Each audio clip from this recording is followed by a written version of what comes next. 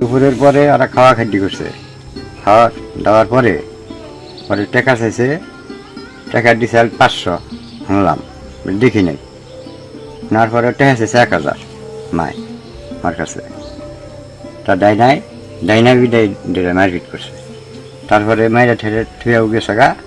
পরে ওই ওর মায় আবার মামা করতে গেছে, মামু বাড়ির পাশেই ওই পাড়া। পরে হেনে গনে আয়া এই বেলা টালানোর আগে এই ঘটনাটা ঘটাইছে। 22 নভেম্বর আবারও মাদকের জন্য টাকা চাইলে মা অল্প টাকা দেয়ায় ক্ষুব্ধ হয়ে মাকে মারধর করে সজীব। দীর্ঘদিনের মানসিক ও শারীরিক নির্যাতনের চাপ সহ্য করতে না পেরে সেদিনই খোদেজা বেগম আত্মহত্যা করেন। লাশটা পোস্টমর্টম করে এনে মাটি দেওয়া হয়। তারপরের দিনকে সকালবেলায় আমরা দেখি যে লাশটা উঠিয়ে এই ওর ঘরে রাখছে। পরে এটা আবার থানা জানিয়ে পরে থানায় খাওয়ার পরে সে মাটি আবার দিয়ে দিছি। যে মার উপরে যে অত্যাচার, মা জন্ম দিছে আসলে সে ভিক্ষা করে ওরে আসলে মানুষ করছে। ও ছোটবেলা থেকে ওরে অনেক মা ও ভালোবাসতো, আর মায়ের ও খুব আদর যত্ন করতো আর কি।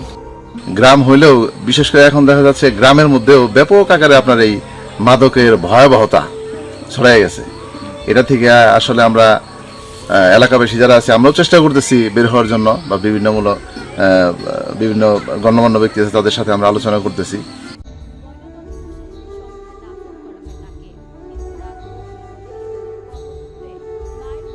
ময়নাতদন্ত শেষে লাশ ওদের হস্তান্তর হয়েছে। হস্তান্তর করার পরে মানে এলাকাবাসী মিলে ওই লোকজন ছিল, মনে হয় ছেলে আসতে পারে না, ছেলে অ্যাবনর্মাল পাগল হয়ে গেছে, আগে নেশাবানি করতো, মনে হয় এখন পাগল হয়ে গেছে।